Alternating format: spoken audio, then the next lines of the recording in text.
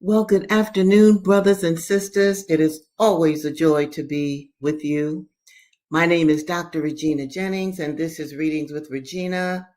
And I want to give a big shout out to all of my new subscribers.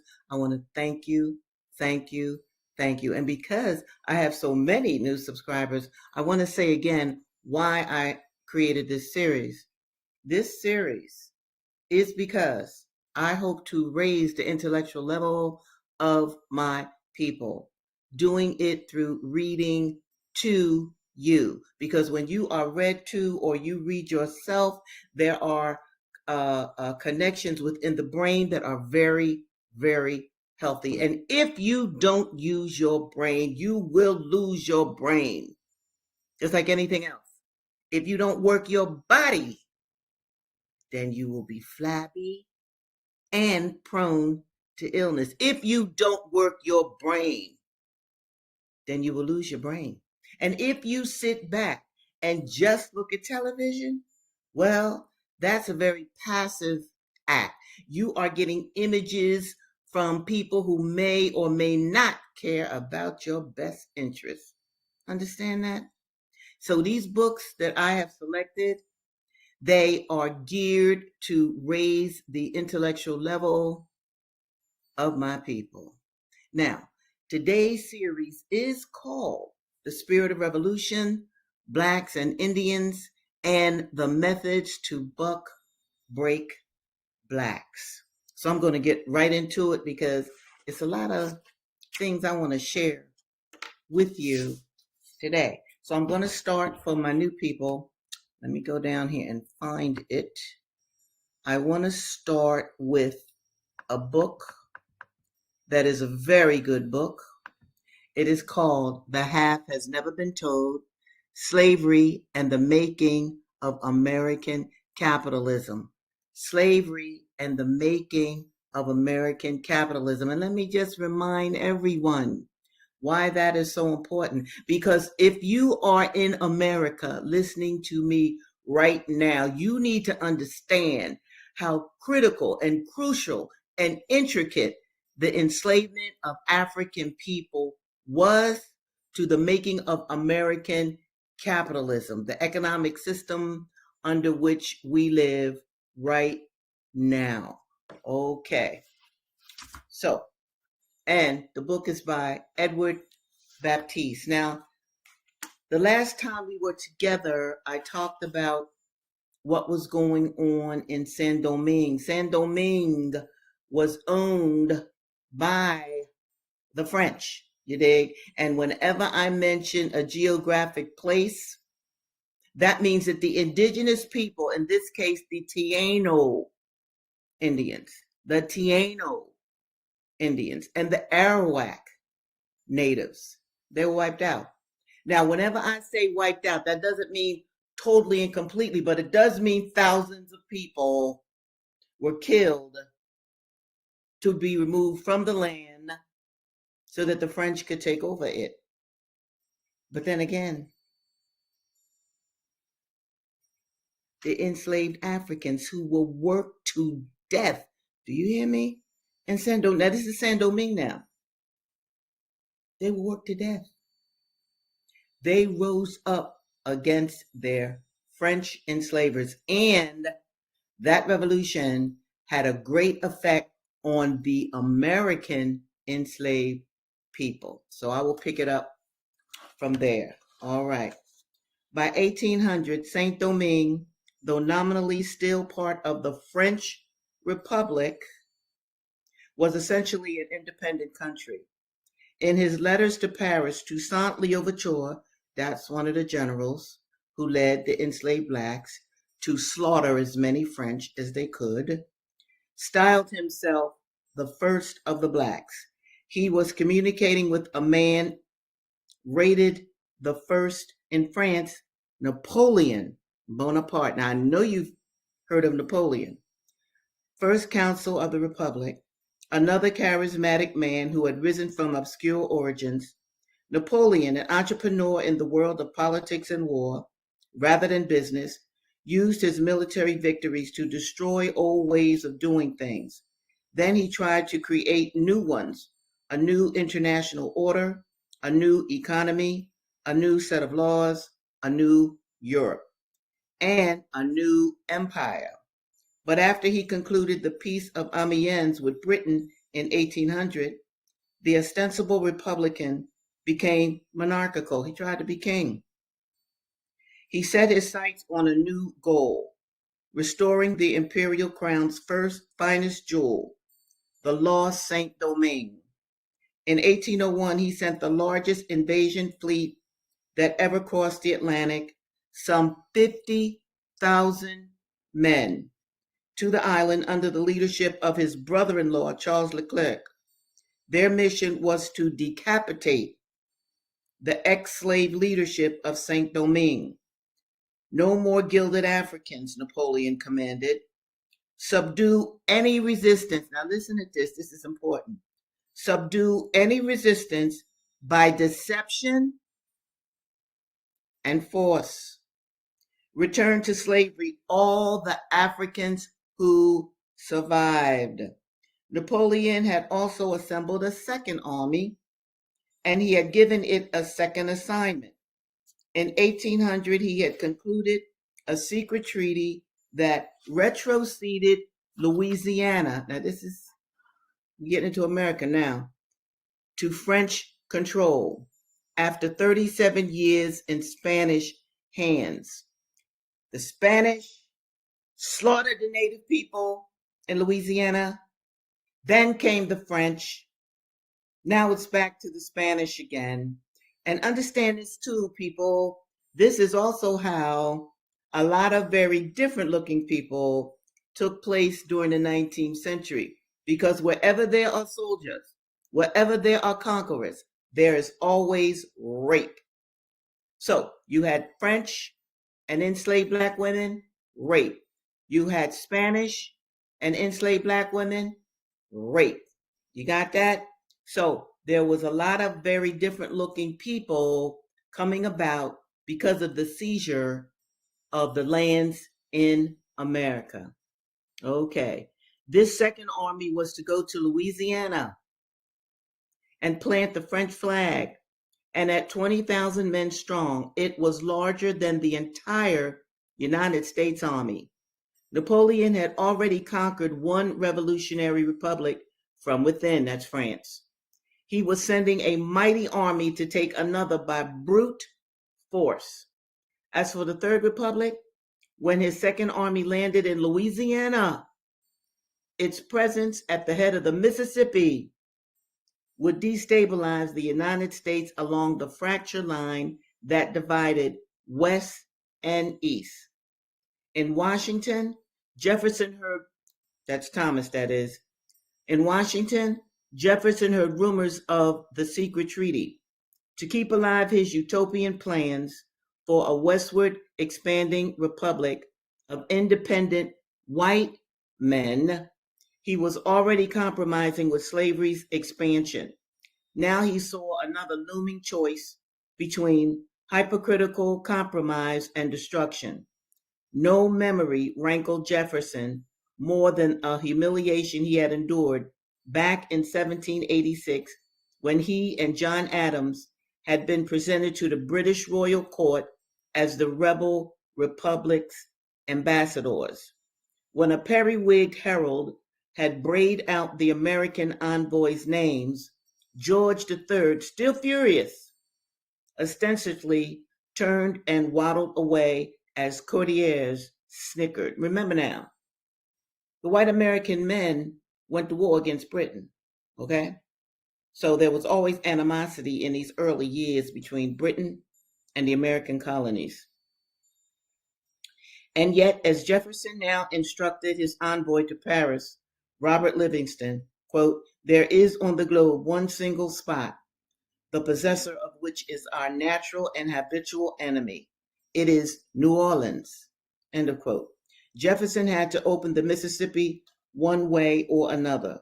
Should a French army occupy New Orleans, wrote Jefferson, we must marry ourselves to the British fleet and nation. Now, see that? Listen, early America, the French were here, the Spanish were here, The Europeans were here. White Americans were here. All three of them were warring for the land in Mississippi, Louisiana. Napoleon had his own vision. He ignored Jefferson's initial offer for the city at the mouth of the Mississippi. So the president sent future President James Monroe with a higher bid, $10 million for the city and its immediate surroundings. See, they were buying the land. Whenever I mention land, like I told you before, always think Native American removal. Always think genocide of the Native American people when we talk about land and land transfers. Yet in the end, Paris would not decide this deal. When Leclerc's massive army had disembarked in San Domingue, the French found Cape Francois a smoldering ruin, burned as part of scorched earth strategy. Leclerc successfully captured Toussaint by deception and packed him off to France to be imprisoned in a fortress in the Jura Mountains. Resistance, however, did not cease. That's because of Dessalines. Resistance didn't cease because of Dessalines. The army Louverture had built began to win battles. That's because of Dessalines. Over the one Napoleon had sent. French generals turned to genocide. Lord, murdering thousands of suspected rebels and their families. The terror provoked fiercer resistance. The terror provoked, that's again Dessalines. I'm going to show you his picture in a minute. The terror provoked fiercer resistance, which, along with yellow fever and malaria, killed thousands of French soldiers, including Leclerc. Yes, let me show Dessalines. Lord have mercy. Dessalines was quite a fighter. I told you about him the last time we were together, and I just want to show you him again. Dessalines, the destroyer. I mean, brother love rose from slavery to become a fantastic military man who helped to defeat the French. That is, again, exceedingly important. And let me tell you why that is so important. It's so important because Black people often think that we didn't have victories. Because Black victories, well, why would they be taught to you? Do you understand that? You are to be contained.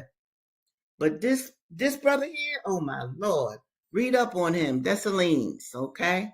Let me see. Let me move this and let me open this comment. Okay. All right, I don't quite know how to get this here show. Let me see. Hello, this is what? Channel 2. Oh my goodness. What in the world's going on here? Anyway, back to my reading. Now, I'm going to switch to another book. Let me find the picture for new people. This book was written in 1853, and it's about a Black revolutionary who is enslaved. However, he travels from plantation to plantation. Blake, or the Huts of America. Now, that's a new cover for him. I'm not going to get into the cover, the changes of the covers. I got into that at an earlier session, and I don't want to spend time on it now. This is the one that I'm reading from, Blake, or the Huts of America, Martin Delaney, written in 1853. And like I said, it's about an enslaved brother who managed to escape his enslavement, and he got the spirit of revolution. And so he decides to go from plantation to plantation in a wonderful disguise. Just look at earlier series of mine, and you'll see what his disguise is. But what he does is so important because he gives the spirit of revolt to everybody on the plantations that he visits. And if there are awful overseers who treat the enslaved people terribly, well, Brother Love takes care of them. All right, here we go. Now, this is the Blacks and Indians part that I talked about in the title of this series. Blake is talking to some Native Americans, some Choctaws. Check that out. Believe it or not, there were Native Americans imitating white people who owned slaves. Oh, yes, they did. Yes. So I'm not going to go back into what I talked about or read about last week. I'm just going to go forward. However, I am going to say this. Blake and this Native American, this Choctaw, he's a chief, an old chief. He says to Blake, I like black people, but they don't fight enough. Now remember, this is 1853. You dig? They don't fight enough. And this is Blake's response. You make, sir, a slight mistake about my people. They would fight if in their own country they were united as the Indians here and not scattered thousands of miles apart as they are. Remember now, this is key for those of you who wonder why massive revolts in the Americas didn't take place. First of all, they did, but nevertheless, enslavers knew they could not let black people join together too often. They knew that. So plantations weren't like, row homes next to each other. Okay? The blacks were scattered all over. So it wasn't always a good chance for them to get together to plot. Remember that. You should also remember that the Africans have never permitted a subjugation of their country by foreigners as the Indians have theirs. And Africa today is still peopled by Africans, whilst America, the home of the Indian, who is fast passing away, is now possessed and ruled by foreigners. True, said the old chief, looking down reflectively. Too true. I had not thought that way before. Do you think the white man couldn't take Africa if he wanted? Blake. He might by a combination, and I am still doubtful whether then he could if the Africans were determined, as formerly, to keep him out. You will also remember that the whites came in small numbers to America and then drove the Indians from their own soil, whilst the blacks got in Africa as slaves are taken by their own native conquerors and sold to white men as prisoners of war. I'm glad we got here because I also want you to realize it was some blacks in Africa that sold other ethnic groups of blacks, normally taken as prisoners of war, but the Africans sold Africans to white Americans, English, French. Africans were part of that. So were the Arabs. Okay, so I want that absolutely understood. One of the terrible differences was, though, that the barbaric enslavement in America it had its own unique form that was absolutely based on color. But there were multiple groups involved in this kind of inhumanity. All right. That is true, sir, said the old chief. The Indian, like game before the bow, is passing away before the gun of the white man. That's key too. Native Americans had bow and arrows. A bow and arrow can't beat a bullet. Always remember that. What I now most wish to learn is, this is Blake talking, whether in case that the blacks should rise, they may have hope or fear from the Indian, asked Henry. I'm an old mouthpiece, been puffing out smoke and talk many seasons for the entertainment of the young and benefit of all who came among us. The squaws of the great men among the Indians in Florida were black women. And the squaws of the black men were Indian women. That's another kind of people. That kind of combination would produce another kind of a black person. You see the vine that winds around and holds us together. Don't cut it, but let it grow till by and by it gets so stout and strong with many, very many little branches attached that you can't separate them. I now reach to you the pipe of peace and hold out the olive branch of hope. Go on, young man, go on. If you want white man to love you, you must fight him, concluded the intelligent old Choctaw. Then, sir, I shall rest contented and impart to you the object of my mission, replied Henry. Now, Henry never actually says, or Martin Delany, the author, never actually says outright what the mission is, but I'm telling you, the mission was he was spreading revolution. Now, this is how the old chief responds. Aha! Exclaimed the old chief after an hour's seclusion with Blake. Aha! Indian have something like that long ago. I wonder your people ain't got it before. That what make Indian strong. That what make Indian and black man in Florida hold together. Go on, young man, go on. May the Great Spirit make you brave, exhorted Mr. Culver. When the parties retired for the evening, Henry rooming with the young warrior Brasser. By the aid of the young chief and the kindness of his uncle, the venerable old brave, Henry was conducted quite through the nation on a pony, placed at his service, according to him, an ample opportunity of examining into the condition of things. He left the settlement with the regrets of the people, being the only instance in which his seclusions were held with a slave master and not with a slave, because he normally met with enslaved people. This time he met with a Native American enslaver. Check that out. And let me just say this too. The Cherokees were terrible enslavers of African people. Yeah, they did. It might not have been as brutish as white enslavers, but this, what am I trying to get you to understand? When something is legal and cultural, right? It is very normal for people to imitate those in power.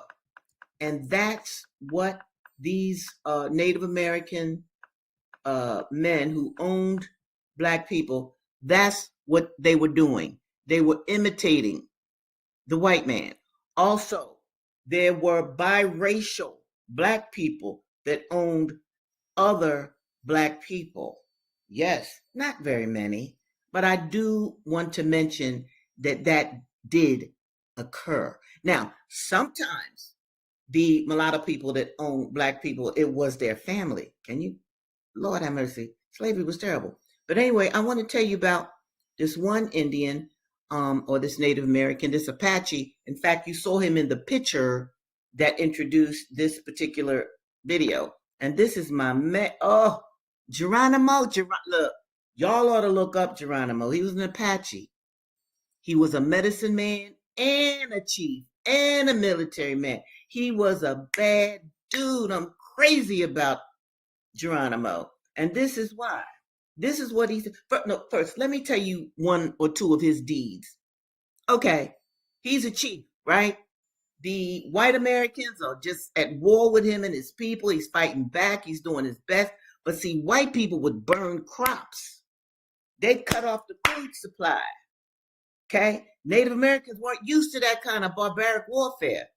So he would take his people up into the mountains, but he got concerned for the elders who were dying and the young people who were dying of starvation. So he would go ahead and turn himself in, him and his people.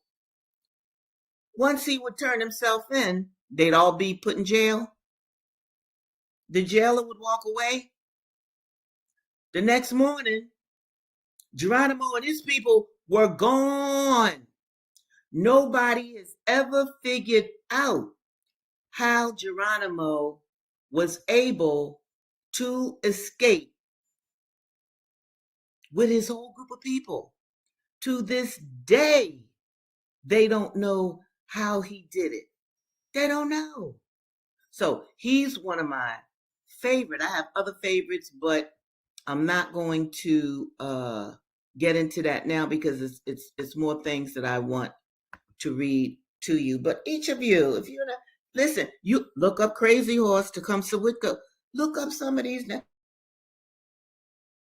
They were outstanding, outstanding in their war strategies and how they were able to stay free for as long as they were. They were just amazing. And this is what Geronimo's nephew wrote about him. He says, above all living men, I respected Geronimo. He was the embodiment of the Apache spirit of the fighting Chiricahua. As long as Geronimo lived, he regretted having surrendered. Now, they caught him several times and he would disappear several times. He often said he wished he had died fighting in Mexico. That's Geronimo. Okay. Let's see, who am I going to read next? Fred Douglass. A little bit of Fred. Now, this section has to do with the latter part of the title of this series, which is Methods to Buck Break Blacks. Now, check this out. 1845, this was written by an actual enslaved man. Okay. In a very short time after I went to live in Baltimore, this is Fred Douglass now, my old master's youngest son, Richard, died. And in about 3 years and 6 months after his death, my old master, Captain Anthony, died, leaving only his son, Andrew, and daughter, Lucretia, to share his estate. He died while on a visit to see his daughter at Hillsborough. Cut off thus unexpectedly, he left no will as to disposal of his property. It was therefore necessary to have a valuation of the property, that it might be equally divided between Mrs. Lucretia and Master Andrew. I was immediately sent for to be valued with the other property. Here again, my feelings rose up in detestation of slavery. I had now a new conception of my degraded condition. Prior to this, I had become, if not insensible to my lot, at least partly so. I left Baltimore with a young heart overborne with sadness and a soul full of apprehension. I took passage with Captain Rowe in the schooner Wildcat, and after a sail of about 24 hours, I found myself near the place of my birth. I had now been absent from it almost, if not quite, 5 years. I, however, remembered the place very well. I was only about 5 years old when I left it to go and live with my old master on Colonel Lloyd's plantation, so that I was now between 10 and 11 years old. Listen very closely, people, to what I'm about to tell you. We were all ranked together at the valuation. Men and women, old and young, married and single, were ranked with horses, sheep, and swine. There were horses and men, cattle and women, pigs and children, all holding the same rank in the scale of being, and were all subjected to the same narrow examination. Silvery-headed age and sprightly youth, maids and matrons had to undergo the same indelicate inspection. At this moment, I saw more clearly than ever the brutalizing effects of slavery upon both slave and slaveholder. Now, understand that all of these people were evaluated with pigs, with horses. Do you understand that, people? So black people indeed were animals. They were treated as animals, and some people did believe that they were animals. Not all blacks, but you can believe some did, because it was so customary. This is how you begin the buck breaking of a black people. Now let me show you this too. Now this is a narrative of William Wells Brown. This was written in 1853, and like Frederick Douglass's work, this is a true story by what happened to an enslaved child that grew into an enslaved man. Now, the last time we were together, I told you that young William was beat. He was beat and then he was smoked. I'm not going to go into that torture anymore, but I'm going to read you a little bit of what happened to him. After being well whipped and smoked, he had run away and he was caught by the Negro dogs.